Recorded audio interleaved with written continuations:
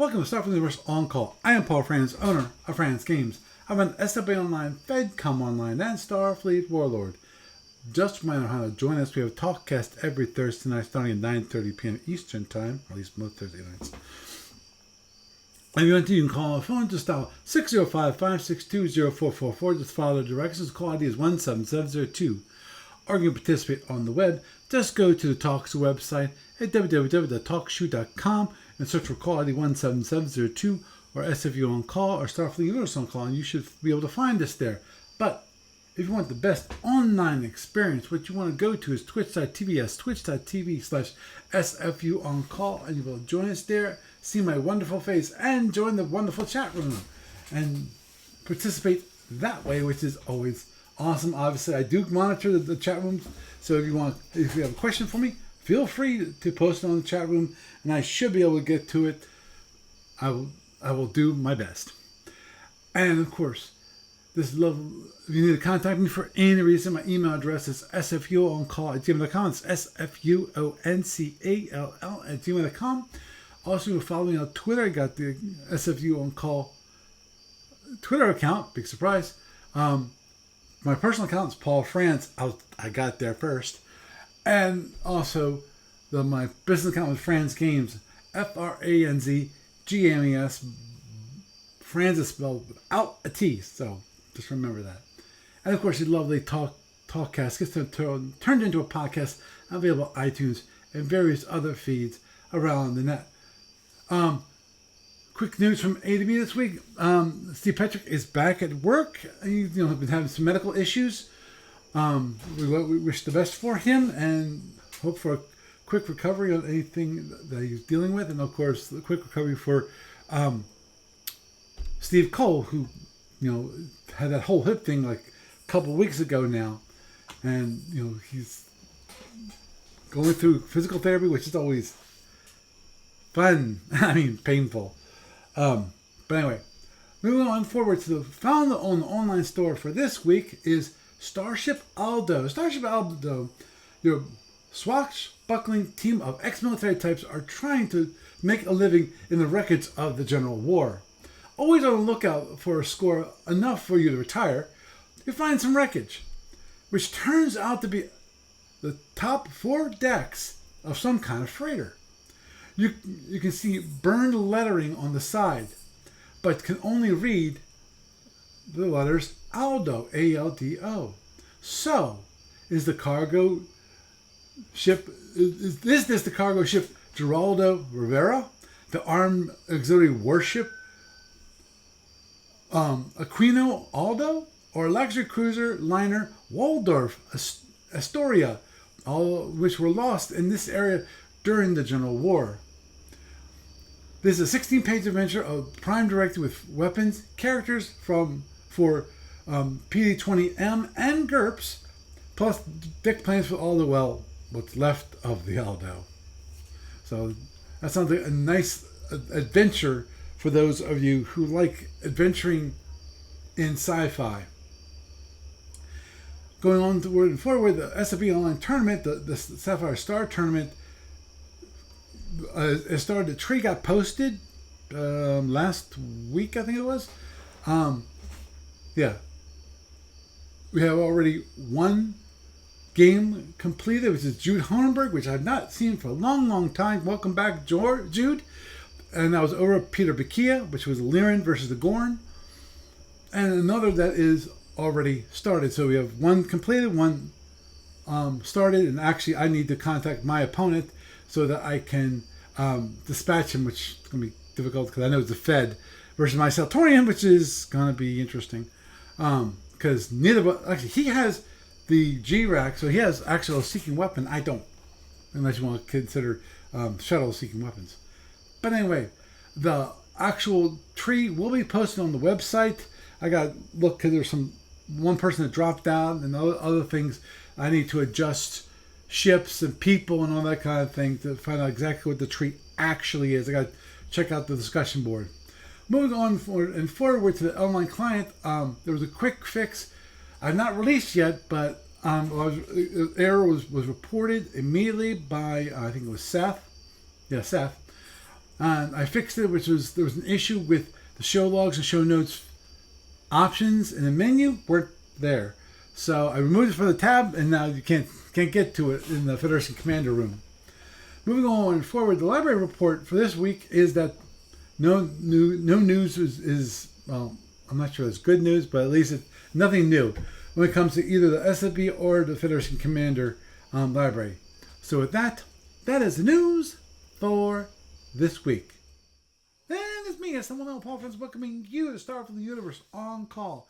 And tonight, well, at the moment it's just me, but hopefully Doug will be joining us soon enough. Really? Sorry.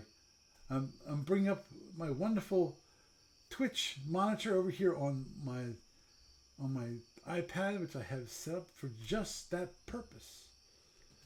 And unfortunately, it's just, it takes me a little time to get going.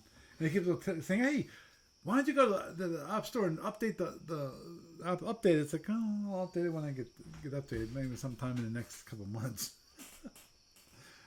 Anyway, what we're going to start off with, and I'm hoping that Doug will show up because I really would like to discuss this with him. You are. Awesome. Good. Because the main topic for tonight, and we probably, I might have to roll something else in. I'm not sure how long the discussion will go. As maybe some of you know, I'm not sure how many you actually follow the Sapphire Star tournaments. And the latest tournament, and I'm going to be in it. I looked to find out, and I'm going to be playing. Darn it! Give me a second. Let me guess. Seltorian. Yes, I'm going to be playing this. I'm going to be flying the Seltorian, but I forget who I'm going to be playing against. A Fed player? Yeah. Well, I'm just guessing.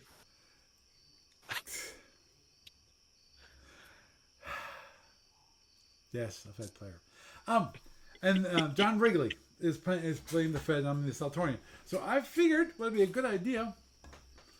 It would be discuss tactics that are possible, because the interesting part about this one is going to be that, okay, yeah, the Fed has a drone rack, which is not going to be help them that much, but for the most part, the Fed and the Seltorian, neither one really have any seeking weapons to speak of. And of course, then we have the whole issue with the Fed having 4 photon torpedoes, and the Seltorian just had the PCs. Of course, also have the shield crackers. Well, web breakers / shield crackers. But we'll get to that discussion in just a moment. One thing that I just wanted to mention, I mentioned this actually in the news portion, but I want to just mention it again, which is that seeing someone back in the tournament, which I have not seen for a long time, and it's great to see him back, which is Jude Hornburg. Jude Hornburg, actually, I remember him coming to the Origins convention and playing there. Geez, how long ago was that? Too long. Depends on which one it was. Yeah, no. Was it in Columbus? It definitely was. It was in Columbus. Because that's pretty much 96 to, what, 2010-ish? Yeah, I forget when we stopped going. But, but it was great. You know, It was just a few years after they stopped the old hat. Mm-hmm. And he still played, online for a long time to come. After that, and he went away for a while. But it's good to see him back. Also, good to see that he beat Peter Bakia. So it tells me, actually, let me read that real quick. The very bottom, that, okay, this was written up by Peter, yeah. Said, Jude played well and got unlucky when I needed to be lucky. So I got unlucky when I needed to be lucky. Which is interesting for me, in that playing Delirium versus the Gorn, and I wouldn't know how to play that, But obviously he did. He played very well. Okay, I'm looking at turn 6 real quick. Okay, Gordon finishes standard S and holds an F. Their torp is second turn arming. Gordon figures as long as Lyran doesn't stop, chasing it from behind will probably be advantageous. Lyran stops. And then there's a moving 0-4-10. That's the split. Gordon just turns off and flies away to the other side of the map. The Lyran fires 4 disruptors and does 6 damage to the Gordon at 11 hexes, but otherwise nothing happens. And turn 20 part. Gordon considers the situation at this point and resigns. And there's also another commentary, which was Peter mentions that he said, "I missed with both bolts on 1-4. On 1-4, I fired. If I'd hit with them, the Lyran would have had 10 to 15 internals at that point, and I'd be doing okay. But with both bolts missing, I'm behind. My shields are pretty ragged. Something like 13, 16, 15, 8, 24, and 6. If I try and go in on the Lyran is going to do a lot of damage through some weak shields, especially given that it still has 2 armed ESGs. So I got to spend the rest of the game at long range and try to bombard the Lyran until it runs out of weasels or something while avoiding getting mangled, which will take a long time, which I don't have for this upcoming week." Basically, he kind of gave up because of Peter was not where he needed to be, and he really didn't want to play out a very long game, which makes sense because I'm looking at when he's telling me about the shields were 13, 16, 15, 18, 24, and 6. It's like, okay, well, so he has no internals, and in theory you could still fight that out relatively easy. You still can come back. This is not, you've not lost the game. But he definitely said it was going to be uphill. It was going to be a long range game, and hopefully that he didn't make any mistakes, and Jude didn't take advantage of the mistakes and kill him. So, Well, that's the whole idea. Yeah, understood. That's the one thing that always maybe I'm just dumb, because that's a possibility here. But I have a tendency of playing things out a lot more compared to most people. Most people, they go, I'm too far behind. I can see it. It's like, I don't see it, but okay, I'll take the win. Yeah. Well, there you go then. Yep. So, anyhow, moving onward and forward, let's go on to the Seltorian versus the Fed. And I just want to bring it up on... So, step 1 of your strategy, write your congratulatory email draft to the Fed and set it aside for future reference. I understand that, because... Well, it's an uphill battle. Actually, this is not quite the one. It doesn't have... They added the one G-Rack onto it, so there's a G-Rack on this Fed, but this basically gives you what the Fed's going to look like. Okay, let's make sure that you can see it properly there. Okay, I'm going to go like this. And so, there. That gives it... You're probably not going to like my opinion on this one. Go.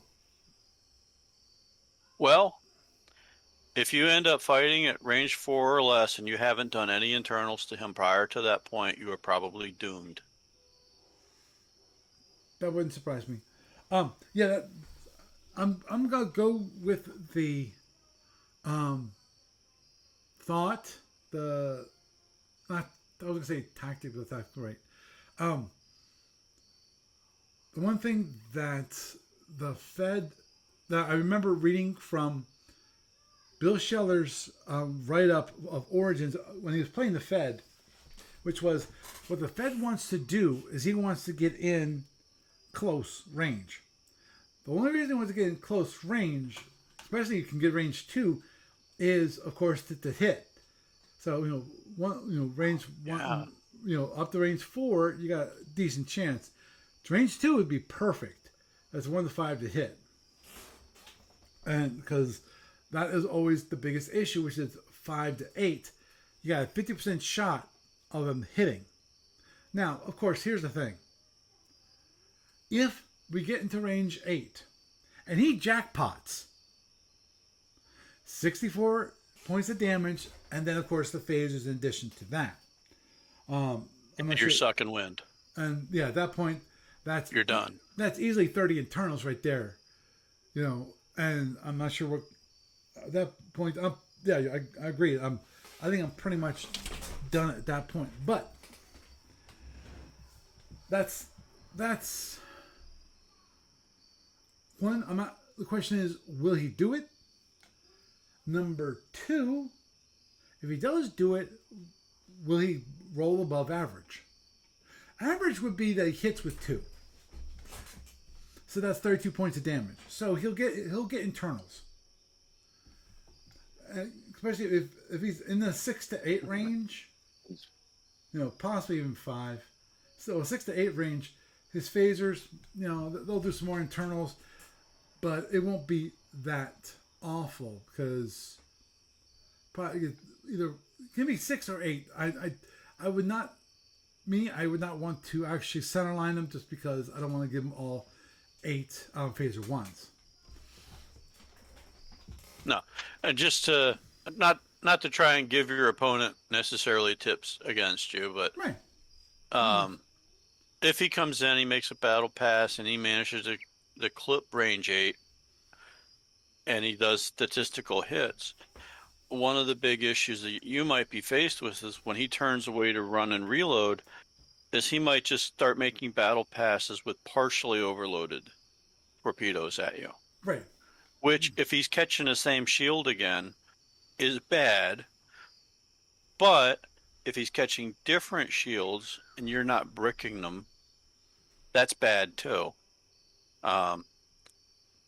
The other side of it is if he gets a shield down on you and runs away and you decide you want to play long range fire at that point, he might arm proxies and get that shield at,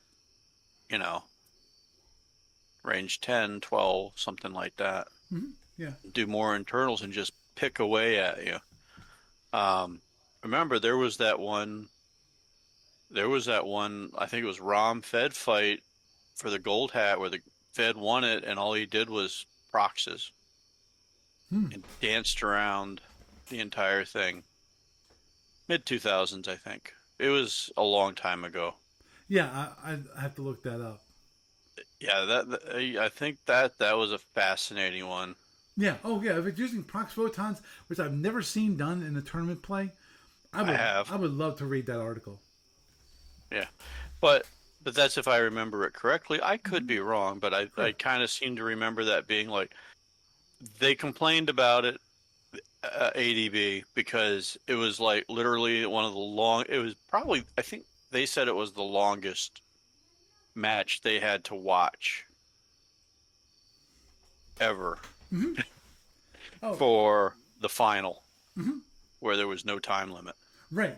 There's like, no time limit, and he's like, okay. We're going to take full advantage of that. Oh, yeah. Oh, I totally understood. And see, that's the weird part about having online play. There is no time limit. Really. The only time limit is how many times you guys can get together to play. And there is deadlines for getting a game complete. But if people can play, for 6 hours. You don't have that 3-hour get it done time frame you have at a convention. Right. Exactly. Yeah. Exactly. The one thing, obviously, for me to be concerned is have the Fed come in with the photons, hit with the photons, put down a shield, and then fly around as a phaser boat. And recharging the photons, possibly slowly, to keep up the speed, because these suckers, dang man, they can suck energy like you wouldn't believe. Because to do a fully overloaded, it's four points of power for each. That's if you want to fully overload them quickly in 2 turns, That's going to cost you 60 points of power for each turn. Out You're of talking about the photons, right? Yep, photons. Yeah. And That's why I was saying that you might see partial overloads. And one reason you might see it is not just a big power drain like that per turn, but because he can make a tactical decision by not overloading them at all on the first turn of arming while he's reloading phasers. And if you give him that down shield, he's going to pop you with phasers. But then when he's got his phasers fully loaded, if he doesn't use them during a turn, he could either fully overload them, partially overload them, or arm them as regulars, standards, or as proxies on the second turn of arming. Mhm. He doesn't have to load 4 and 4. Right.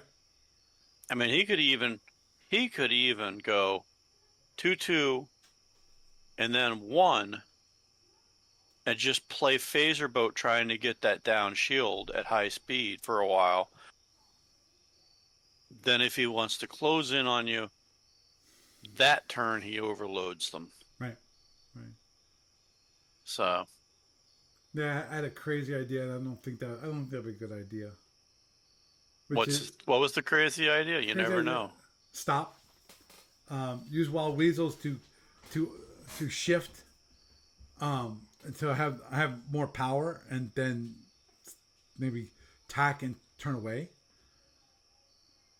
You know. That's not necessarily a horrible thing if you make him waste all his photons. Right. If you get to do damage to him, it's not a bad thing. Yeah. The one thing would be the problem is timing. Timing it would be, because of if I stop and he gets greedy, he's approaching at a decent speed, let's say 15. I launch my wild weasel, when he's about to enter, like when he enters like range 4, and because he can knock it down. But and he wants to decides he's going to do an overrun. Gets greedy and does an overrun. If I can have it so that basically when he's about to do an overrun, I do a mid-turn speed change to move 1 forward at the same time. Now that is so dependent on where he is when it comes to how close he is versus You are the impulse chart. overthinking this. Versus the impulse chart. Oh, I understand that. See, that would be a cool thing to make work, but I know that is really hard to make work because I'm giving all the way you might make that work would be if you basically use reserve power right, to shift into the next movement. right, which is what I was thinking of. But on the other hand, you don't want to give up the initiative to him. You don't want to end up at low speed unless you have to. Right, that's Star castling is frowned upon. oh, Although against that, if you star castled with it, there's 2 ships in the game that would make a good star castle against him. The ISC is the other one. yeah, and the thing is, in theory, it's star castling, but at the same time, he's got the weapons to just go kadunge, hit hard. Oh yeah. Compared to me, because I don't have nearly as much damage to potential. Because Yes and no. You have the potential if you can run it as a subtlety ship a little bit, because you've got the shield crackers in addition to your particle cannons. right, And your particle cannons can shoot twice right, in a turn. mm-hmm. So, as long as you're not wasting your phasers, you could use the particle cannons to tickle his shields at long range. If they're not reinforced, you turn away a bit, and then you come back in and get that second attack with them on it. Mm-hmm. And that's when you might use your shield crackers and your phasers to take the shield down. And then turn away. and just go reload phasers and recharge everything and go back at him. The thing is, he's got the crunch power for one impulse that could whack your ship if he jackpots. And if he gets the point blank like a Hydran wants to, he's gonna blap you out of existence. On the other hand, if you play a distance game and he decides he's going to play the distance game with you because you're not letting him close to get that hit, then you have the advantage because you're going to be hitting him, you know, twice a turn at range. As long as you like hit him and turn away and kind of turn back and then turn away, and you just kite him. You know, the hard part of that kind of game between any ships in the tournament, though, is the fishbowl that you're in. Right. Agreed. Oh, I agreed there. Yeah. And another advantage you have is if you do get down to the overrun, you could have a pair of suicide shuttles ready Mm-hmm. and launch them both on the same impulse. Nope. Because you've got the dual bays, right? No, I don't. No, I don't. Or not? Am I wrong about that? Yeah. No, this ship has one shuttle bay. I'm sorry. Yeah, it's not. Never mind. Like I was the thinking LDR or the. Yeah. You're right. So I'm wrong about that. But you could have a couple of them ready and launch them over sequence. Or you could have 4 wild weasels. Mm-hmm. You know, you do half a dozen internals to him, and you get a lucky torp hit. You know, and you pop that weasel, he's got to burn it. That's damage he's not doing to you. Yeah, if he has to burn a second one a couple impulses later, or you know when that one's run out and you're able to launch a second one, that's less power he's able to put towards killing you. Yep. But it's also a temporary measure that runs out really fast. Oh yeah. But the good thing about using wild weasels is that if he decides to, you know, remove them from play, that no, sorry, my cat, that forces him to use energy on phasers that he's not going to be firing at me. That is a slight benefit, but I agree that. Well, careful, cat, careful. I'm afraid he's going to knock over my mic. What? Goofball. That's one thing that actually gave me hope, which is, this seems like it might be one of those possibilities, one of those times where I might actually be able to use both shots of the particle cannon in a single turn. Mm-hmm. Because normally, you know, that's not the case. Because normally, what happens is I'm flying against a seeking weapon ship, whether it's the Zinni, the Black Shark, the Wind, you know, the Wind Oxbox, the Klingon, the Gorn, any of the Romulans. It's like, okay, this is the only time you might not have that happen is for the LDR. You know. Which again is one of those ships. The only thing you have something that will turn someone from over, you know, just barreling over you. It's called those ESGs. But they don't have anything that will distract them and use basically tactically have so then they stay away. You know, at longer range. In which case, you know, the Seltorian, I'm always worried about doing that, you know, keeping the phasers charged and so forth. But in the case of the Fed, I don't have to worry about that. Yeah, he's got one drone rack, which has like 4 drones max. I forget if you actually can swap out or not. I forget. I forget too.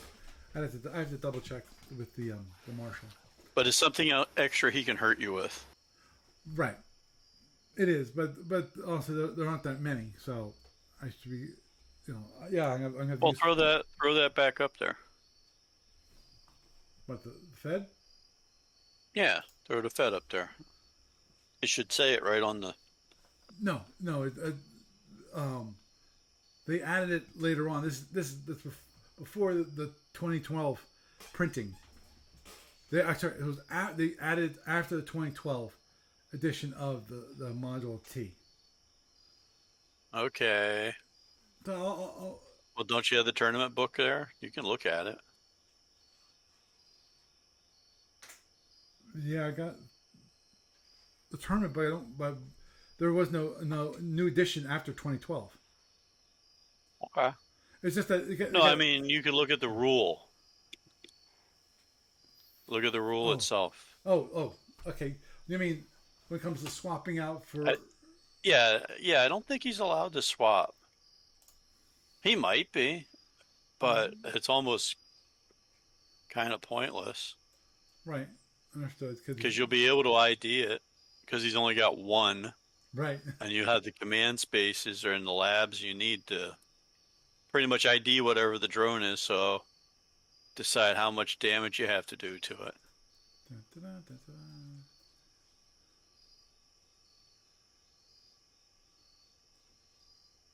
I think they okay.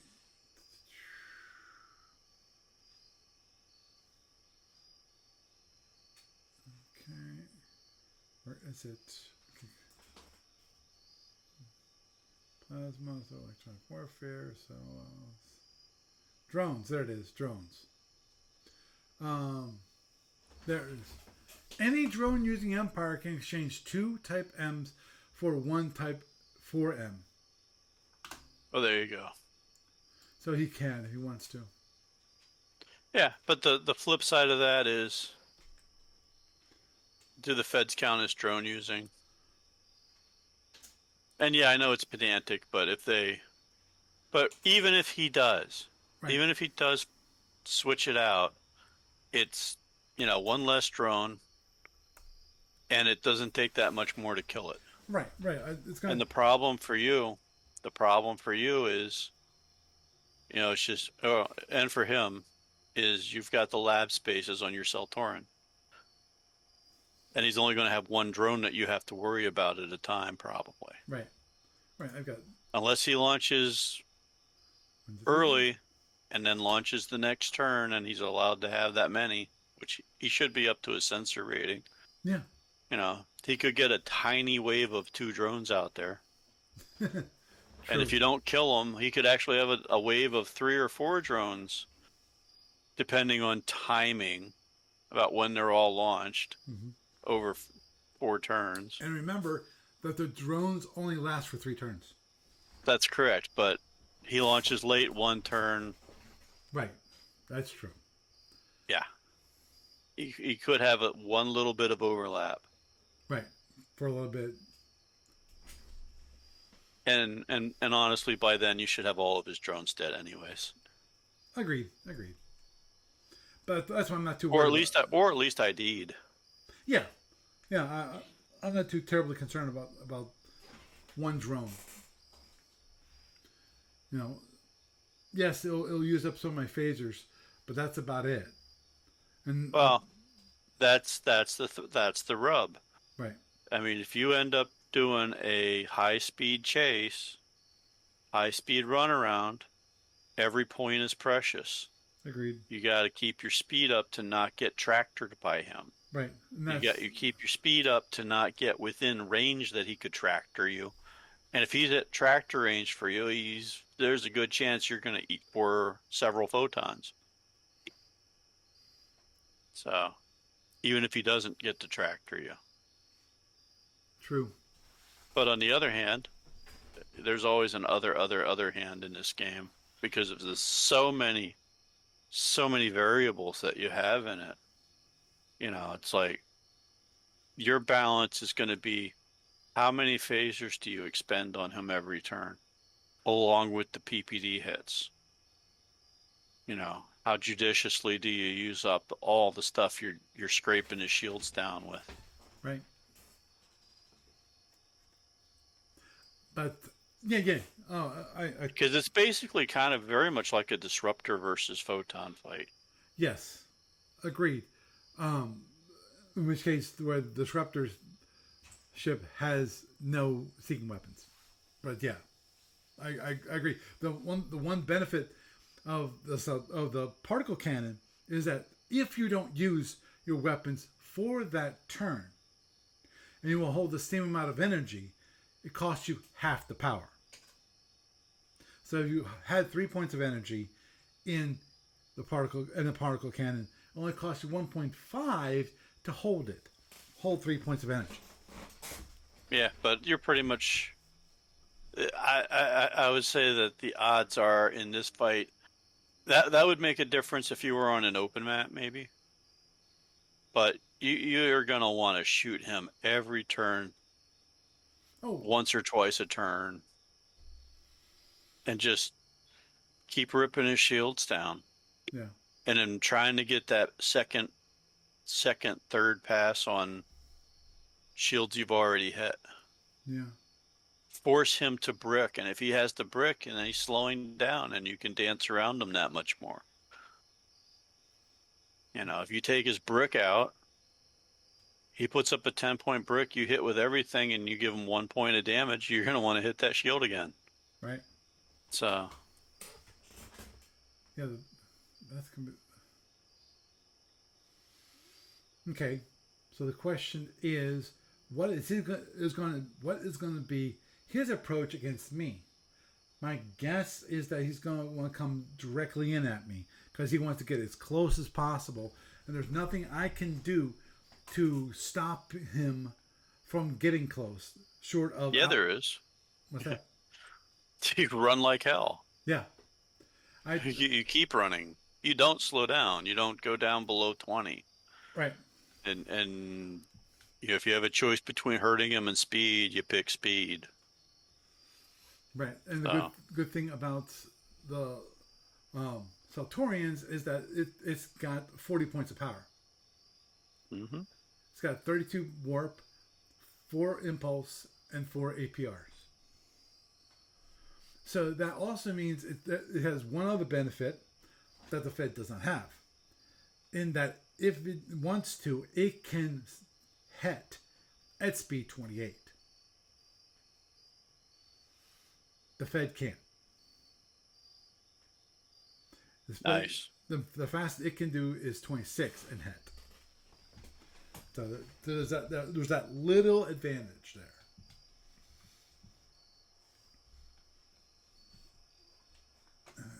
Yeah, I don't think I'll be doing that anytime soon. Never know. But But no, it's nice to have it as an option. right, understood. And I got 6 transporters versus his 3. I was thinking about doing some hit and run raids because, as I said, I got twice as many transporters. Therefore, I have twice as many attacks that I could possibly do on a hit and run raid, which would be interesting. And if I want to, I can do 5 with 1 point of energy.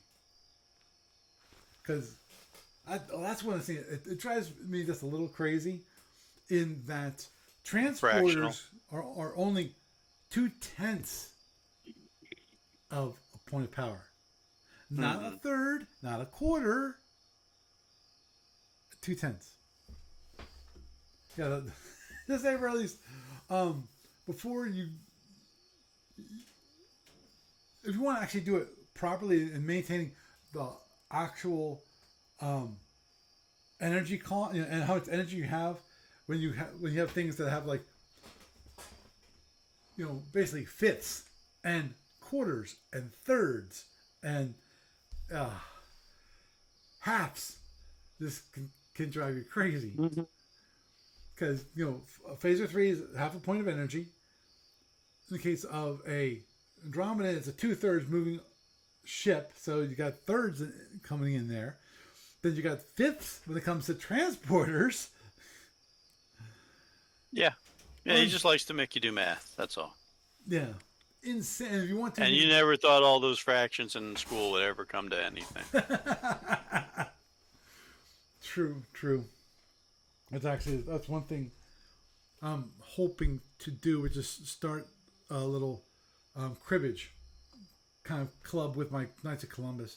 I'm hoping I got check to see if they're open to it, because I figured that'd be a good, especially some of these are kind of older individuals, which is in my mind it's good benefit for their brain because you're always doing a lot of math.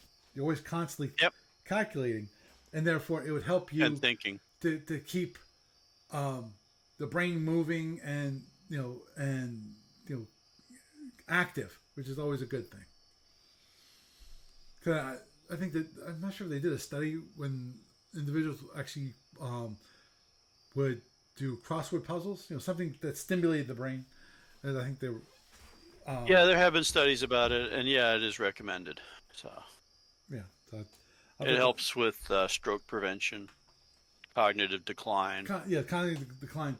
I'm not sure it can avoid stroke. I wouldn't say it avoid completely, but it's a stimulant. Right, it's a stimulant. It could definitely help you. I would think it would help you recover from a stroke because actively using your brain, especially those parts that might have been damaged in that, and maybe rebuilding part of your brain. Yeah, and another part of it is helping to stimulate your brain to get all the different parts used and not have that build up where you have a blood vessel go poof. Yeah. Yeah, there's different aspects to it. So understood. Yeah, so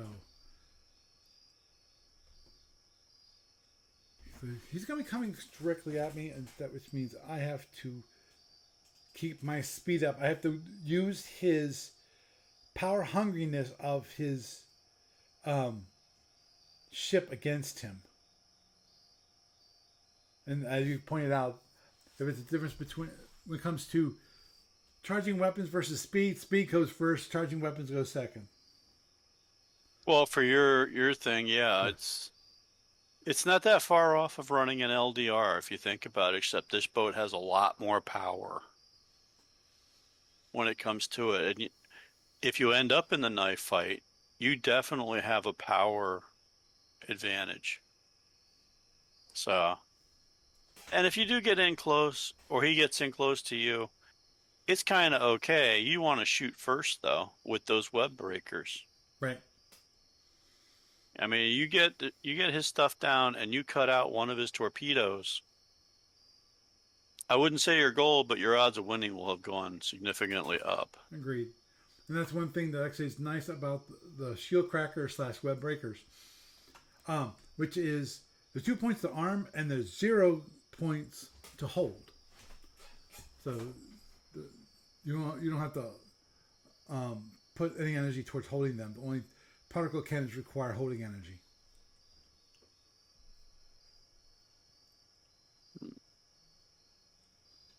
Okay, get one more of that. Yeah, this ship can use wild wizard and suicide shell normally. Yeah.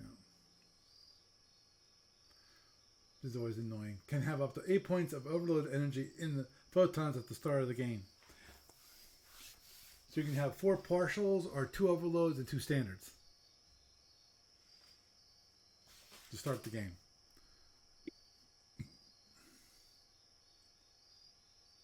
I think that's not fair at all. But that's me. Actually, in theory, isn't weapon status 3? Can't the in theory, I mean, for normal play, can't a Fed, if it's weapon status 3, have their photons fully overloaded? Yeah. I thought so. So basically, which makes sense for this ship, because otherwise, what you're gonna have is first turn, they're just gonna come barreling in, and yeah, he could barrel in on you with fully overloaded photons, and basically not be paying to overload them, just the holding cost. Yeah, weapon status 3. Congrats.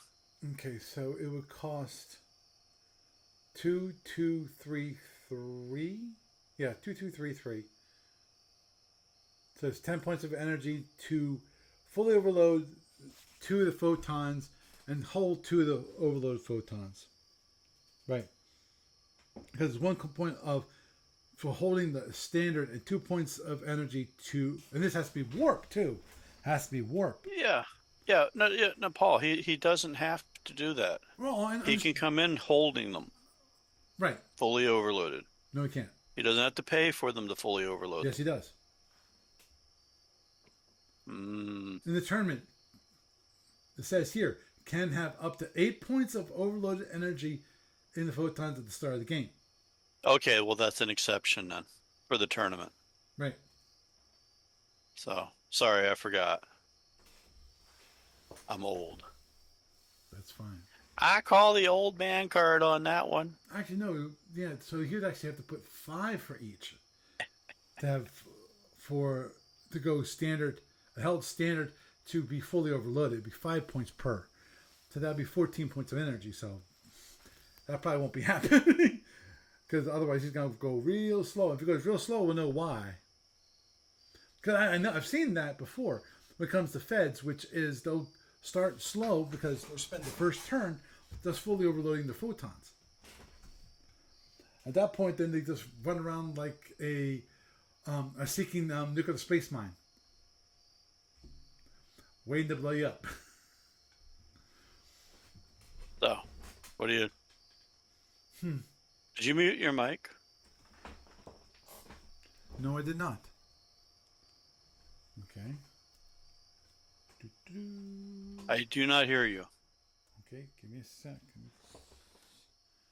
Let's go check here. Da-da-da-da-da.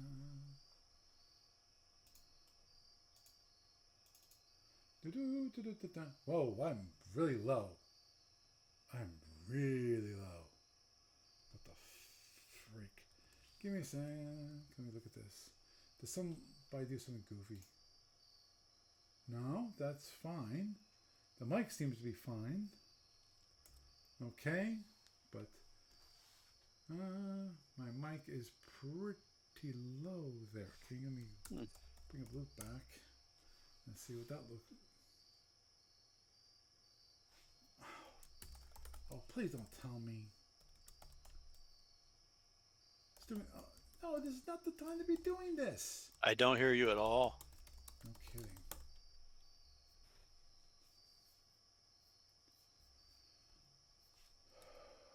According to Discord, you're talking occasionally with the little green ring around you. And so am I. But I'm not getting any sound. Okay. Give me a sec.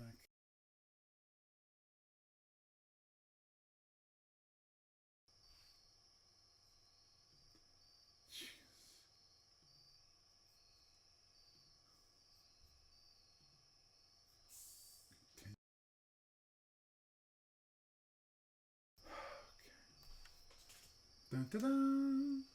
Dun, dun, dun, dun, dun, dun, dun, dun, dun. Hello. Okay, can you hear me? Okay, that's okay. Should be a microphone. Huh? That's good. Why is it so low? Why is it so low? Testing, testing, testing, testing. Hello, hello, hello. Okay. Hello. Okay. Let me just check Discord for a moment.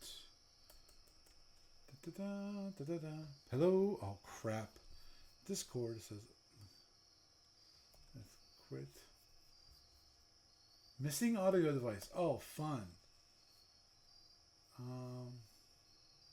That's on.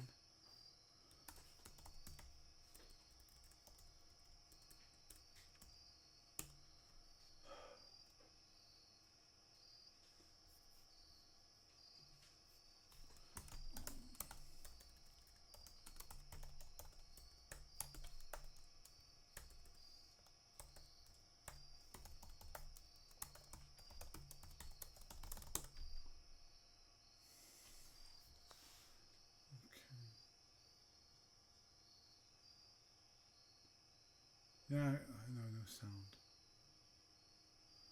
Now Discord says, "Oh, I need 6 updates." Did I ask you for 6 updates? No, I did not. Okay, and let's bring up OBS just for a moment to see, make sure. Show.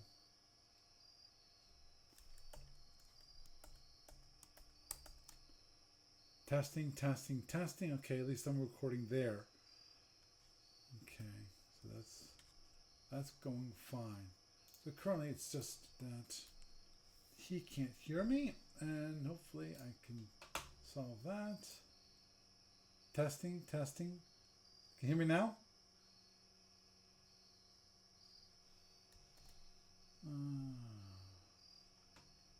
Voice. Pass through, looks good. Test, test, test. Right. Test, test, test. Yeah, that seems to be going fine. Okay. Doo-doo-doo. And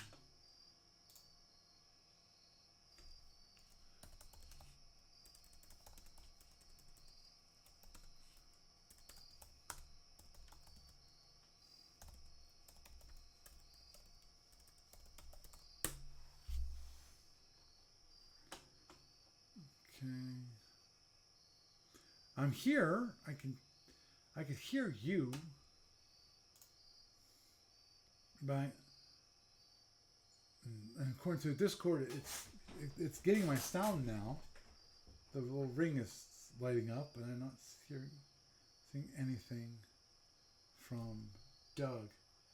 And the question is,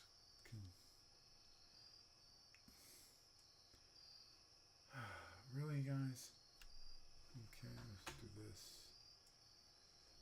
I'm gonna forget this. Testing, testing. Okay, I can hear myself fine. Turn off the monitor.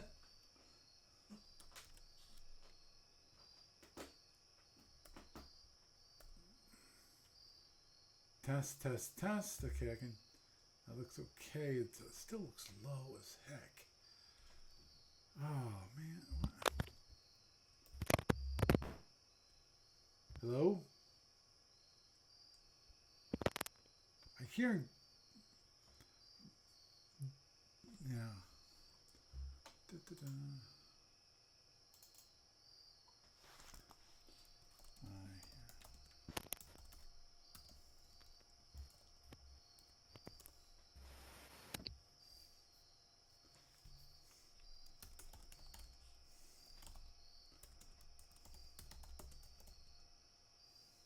Yeah. Oh. Hello? Can you hear me?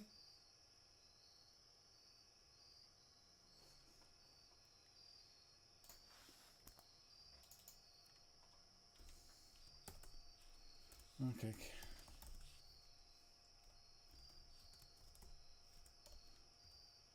Discord and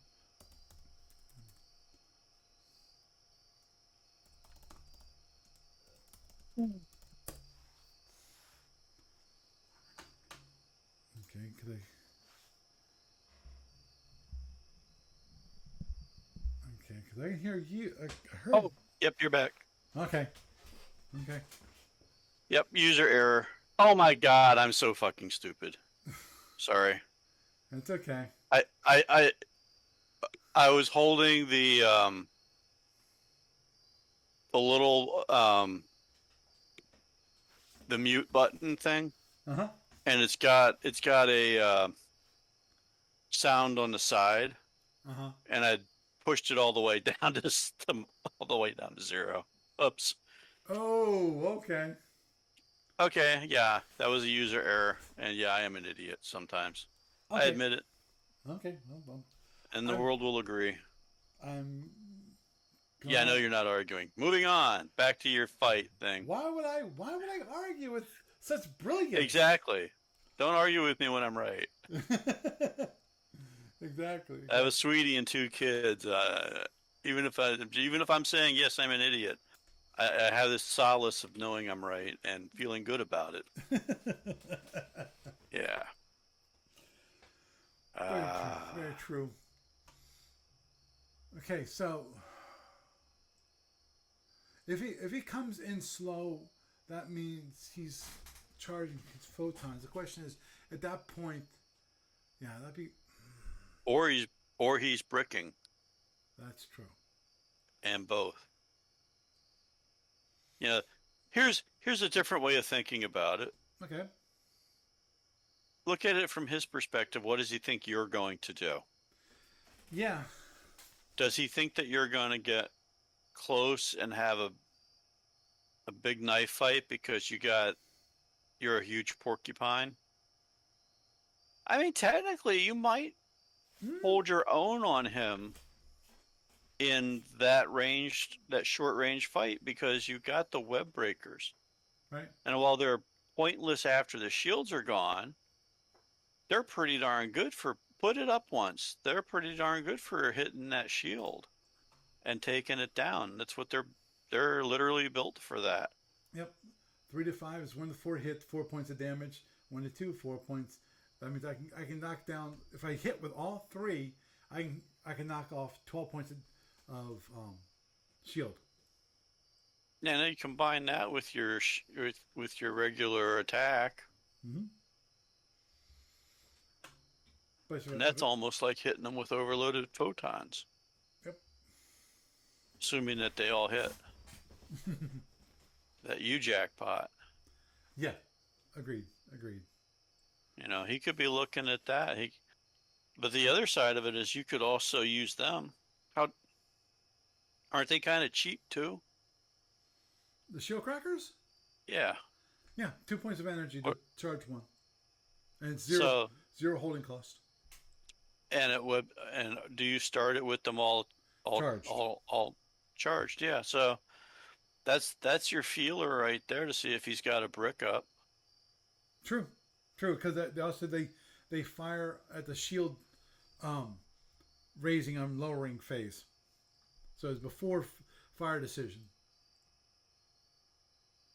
So there you go.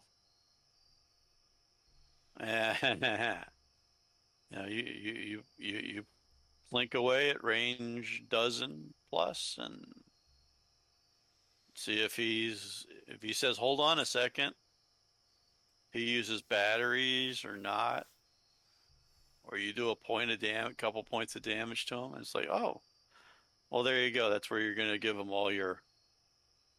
um, all your particle cannons and turn away and come back for him again.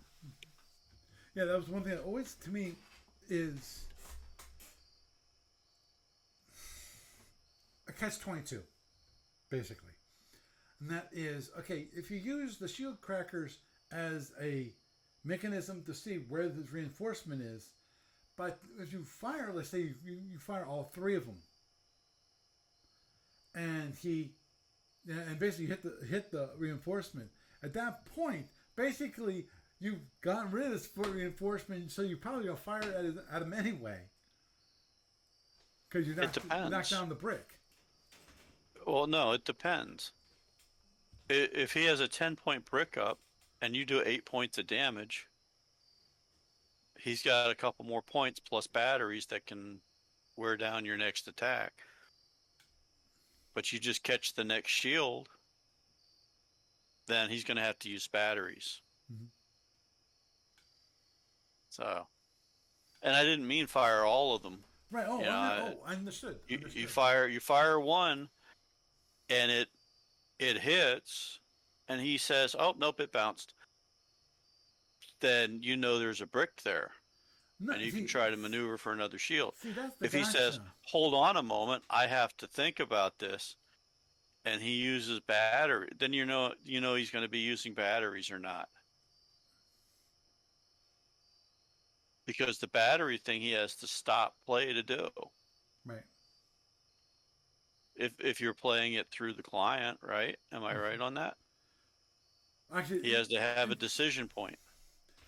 in either case, because what would happen is in either case, what you would do is you'd say apply damage, and then you would apply the amount of points to the shield, and then you would then say, okay, how much reinforcement did you use at that point? So basically, the Okay. mechanism is the Okay. same. Never So you mind. can't quite tell if they're using battery power or not.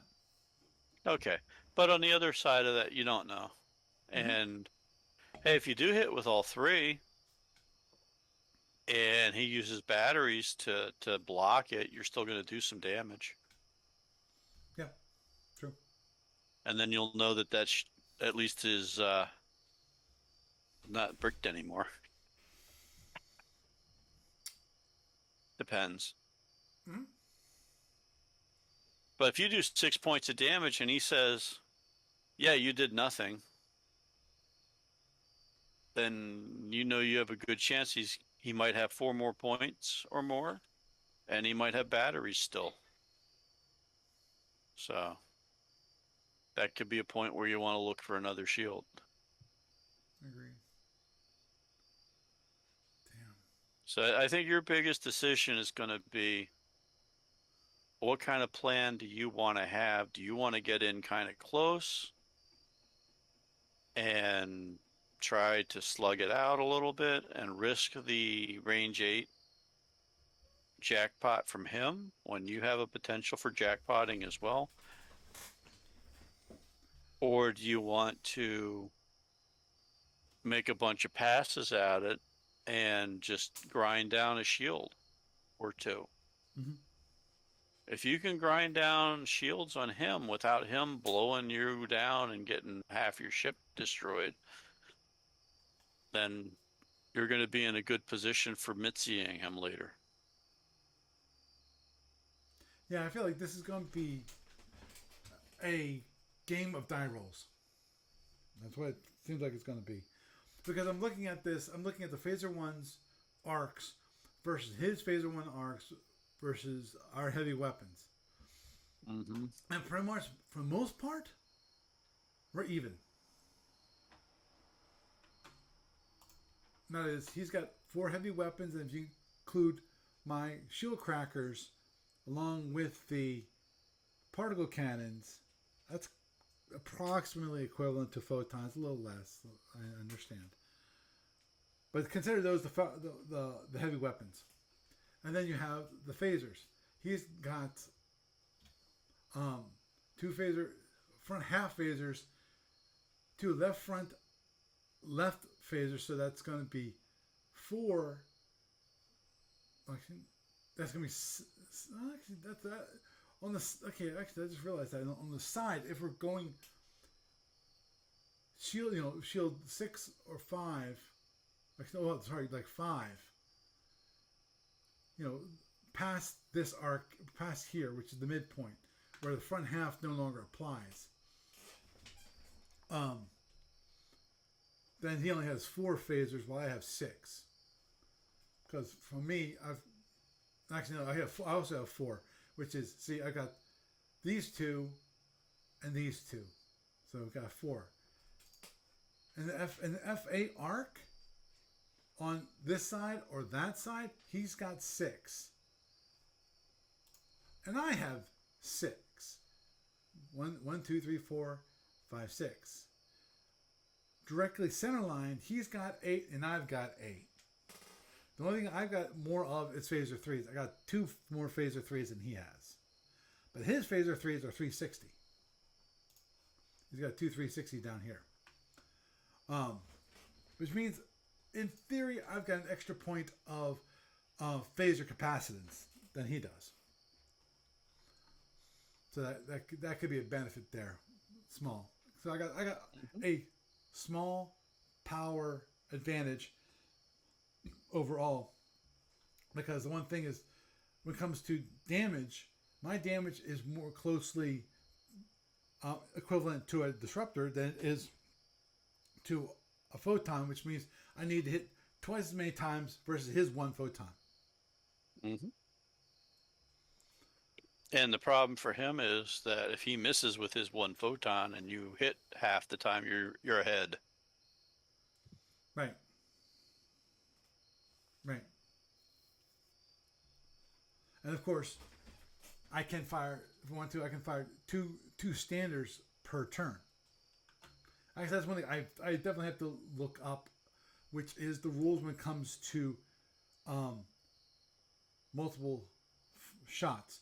If I recall correctly, if you when you can fire two shots, but if one of those overload, it must be the first shot fired, and the second one then can be a standard.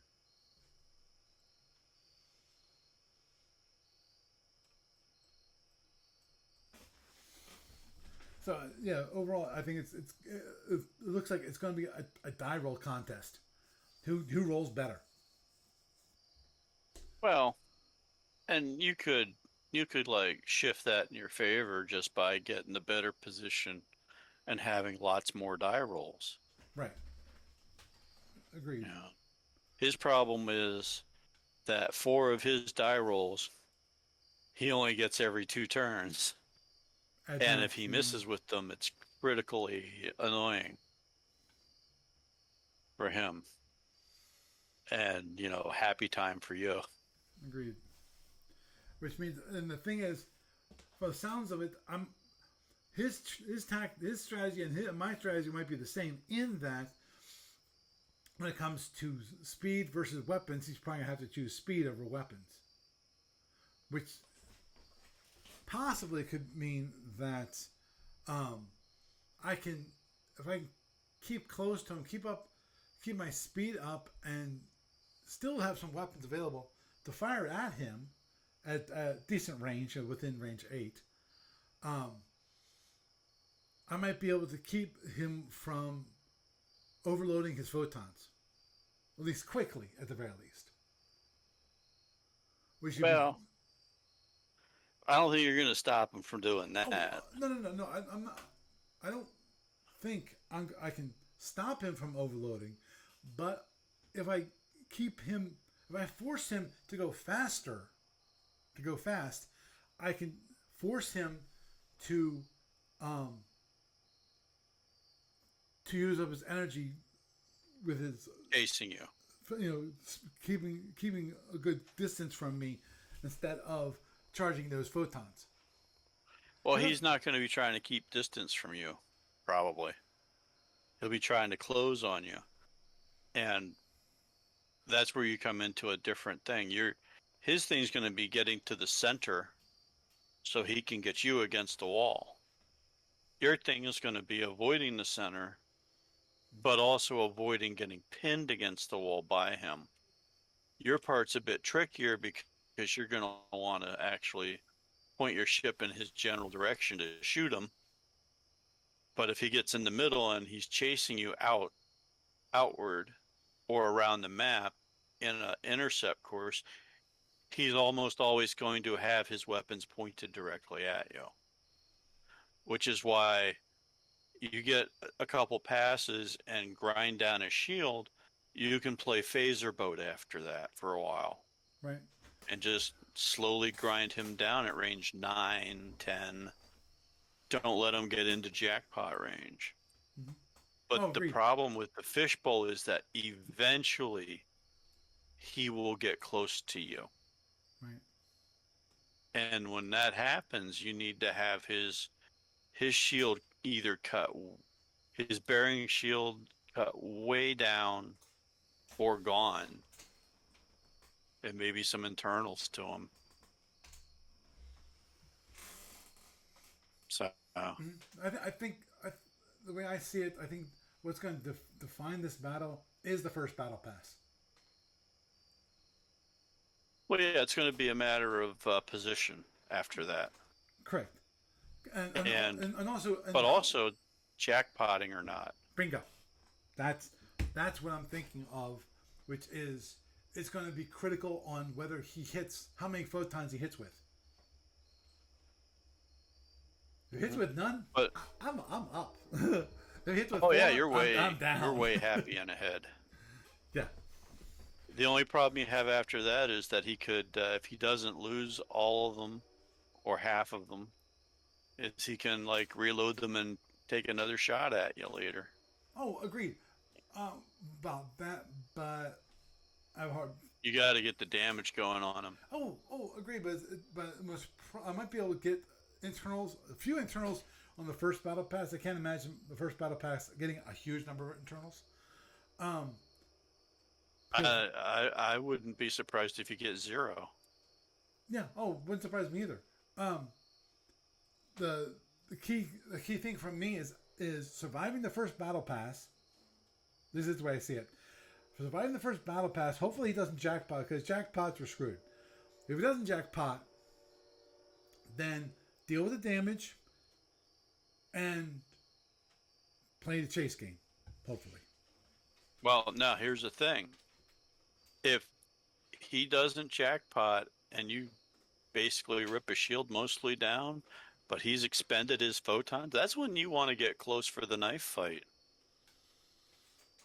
That's when your shield crackers come into severe good play for you, because you could end up, impulse 32, really close range on an up shield, and fire the whatever remaining phasers you have and the shield crackers, and start the next turn with the down shield for him, especially if he turns away after missing. Mm-hmm. you know so there's that. And there's just so many variables, Oh, but that's just but that's just a that's a thought on battle. it. That's a battle. But when you get really close with those shield crackers, their damage goes up. Mm-hmm. Put that back up again. Let me see that chart. Here's the shield crackers. This is the web breaker table. This is shield crackers. Always 4. Oh, always 4. Yeah. Okay, never mind. This, the wheel breaker, that can do some damage against the web. Okay, yeah, okay. I was thinking of the wrong thing there. Right. And But then again, I don't have the SSD in front of me. right. Oops, I'm sorry. I screwed up here. That's why I was saying put it back up so I could see it. Yeah, I've got my lovely face. Yeah, but yeah. Okay. See, the shield cracker has the same thing. This is the web breaker table. Boy, if only it did the web breaker damage. You Yeah, wouldn't you'd need be the all particle kinds of cannons ahead. then. Jeez. Yeah. But let's see. Yeah, but still, you know what? 4 points, 50-50 shot at range 10. Yep. You need to clip that range 10 a few times. Just sandpaper his shields down. Mm-hmm. So, And for here, it's 9 to 15 is a 50% chance of hitting, which is worse than the prox photons because the prox photons are 1 to 4 to hit. 1 to 4s. Yeah, but at that range. But he's probably not gonna have proxies. oh yeah. Standard. If he does, then, and he's not prepared for the long term, then yeah, you could just run his ass down. Right. Agreed. Because if he ever fires a prox photon at me, I'm going to go, okay, that's interesting. Because if he actually is willing to use prox photons, then there's the possibility that, because since you have to select it when you're loading it, I could then come in, like actually it'd be playing. I have to gamble whether he's actually going to do. After he does it once, is he going to do it again? Don't know. Well, there's the deception factor now, isn't there? Yes, there is. But you know what? That range 10, 9 to 10 bracket, that's where you need to dance in and out of, and preferably 10. Mm-hmm. I mean, 9 is the bracket for phasers. Right. 9 to 15, 9 to 15. And your particle cannons are the same at 8 as they are as 9. The only difference being you can't overload at 9. Right. but it takes So you catch range 10. If you can clip range 10 without him getting, not giving him range 9 because that might let him like side slip or speed change his way into range 8. You get to range 10, you use sandpaper or shield down and run away. agreed. Yeah, And you keep it so he has to keep that shield at you. yeah. It's definitely gonna be a maneuver based battle. Yeah, very much so. His maneuver is going to be front towards enemy, probably. I mean, he could be listening to this and then say, I just might do the prox battle thing and brick some shields and just go to town with that slight mathematical edge on proxies. You never know. Oh, agreed. Yeah, and he could also come in because I think once you make them proxies, don't they have to stay that way? Mm-hmm. Yeah.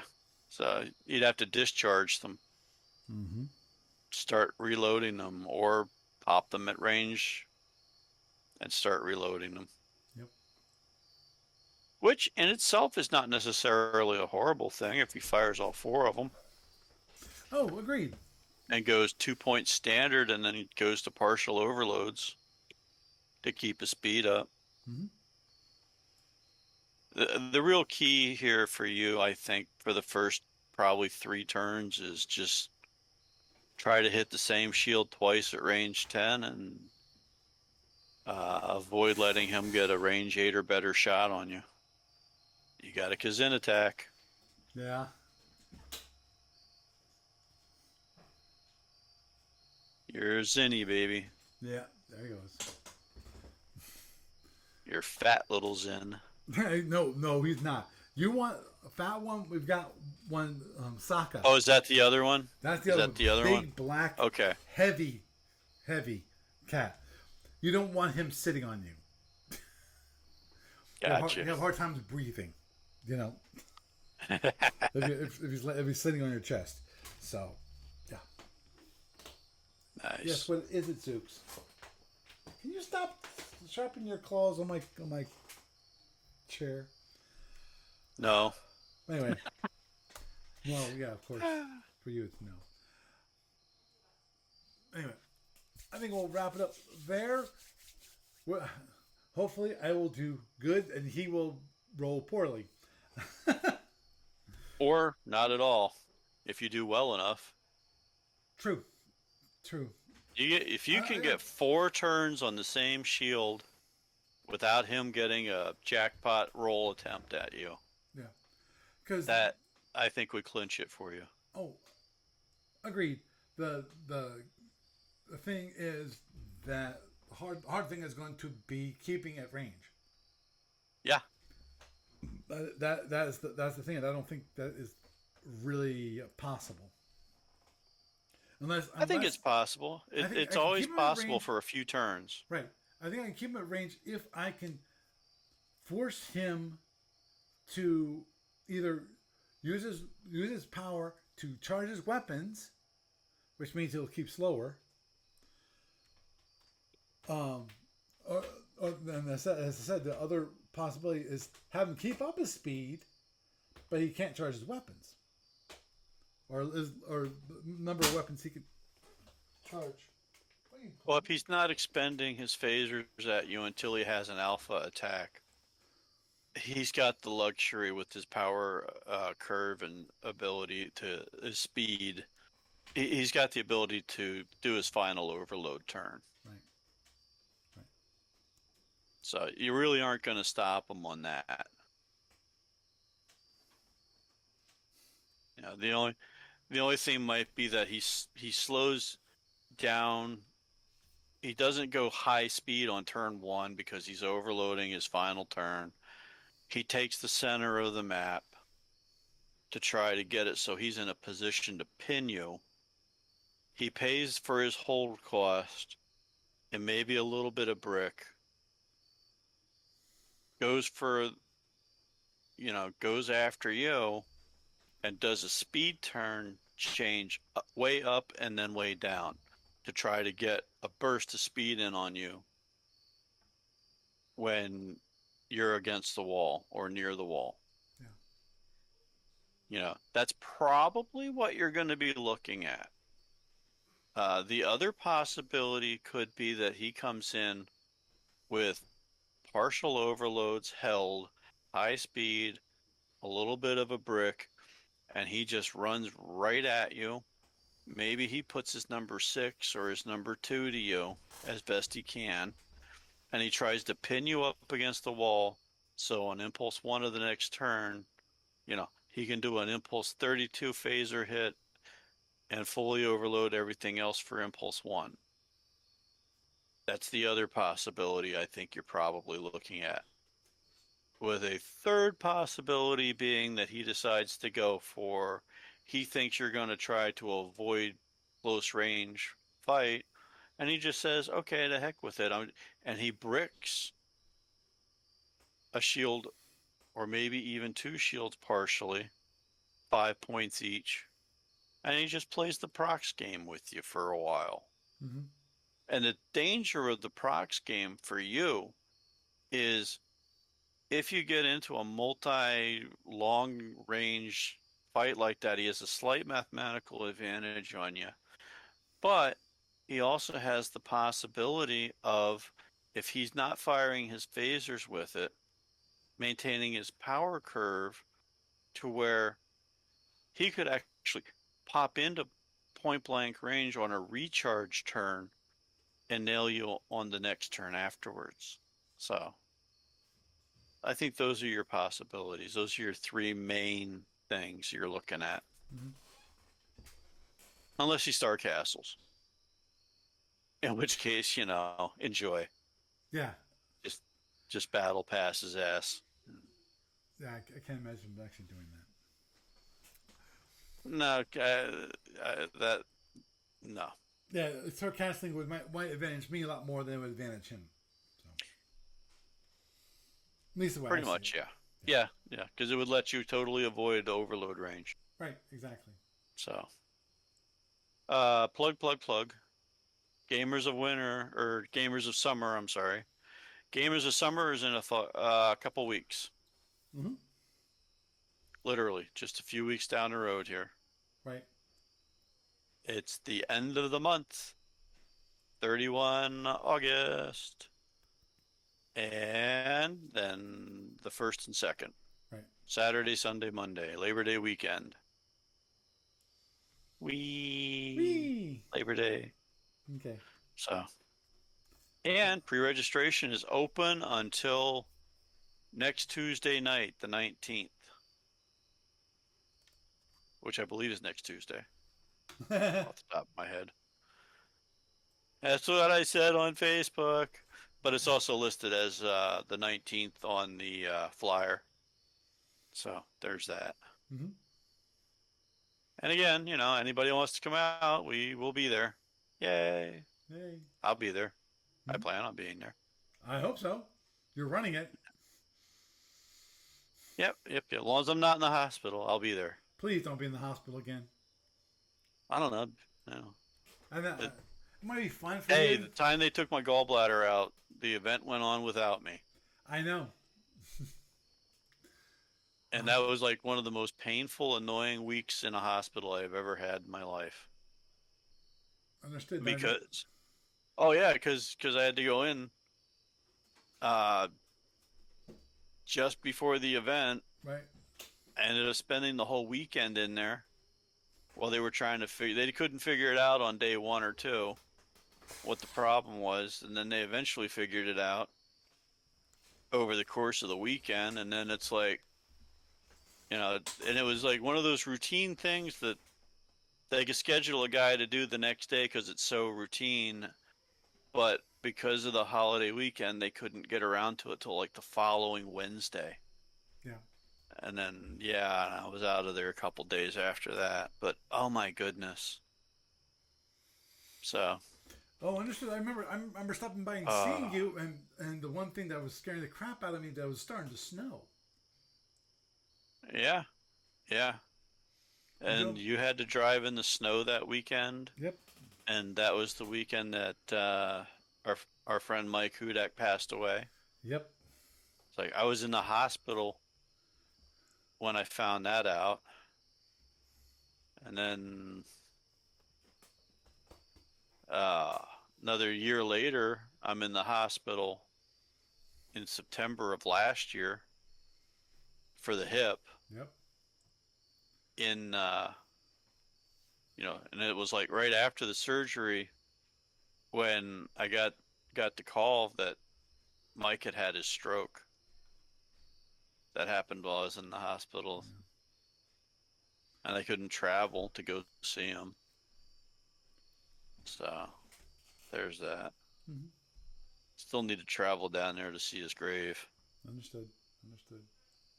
So, but anyway, on that note, hopefully nobody will be in the hospital. Amen. Part of our extended gaming family, and that wants to be there. So, Yeah. Yay. yay! Okay. Well, you have a good night. Come out and celebrate the fact that we're all still alive and Amen. play some games. Well, Damn it. okay. Okay. And you can still register for your badge online, which is more convenient for us because it lets us have badges ready because we know who's going to be there. Because that's more of an actual commitment than somebody saying maybe on Facebook Right. Understood. usually. So that's pretty much all I got, Paul. Okay. Okay. Well, you have a good night. Thank you. So,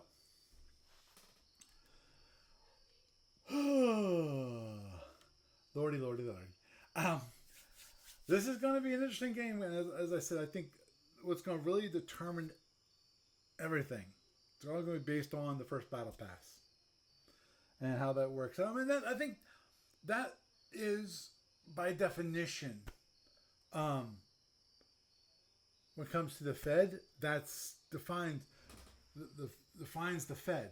That if the Fed can come in, can have its first battle pass with you, the one where it's going to fire its photons, and it can hit you with 4 photons, you're in deep, deep, deep, deep trouble.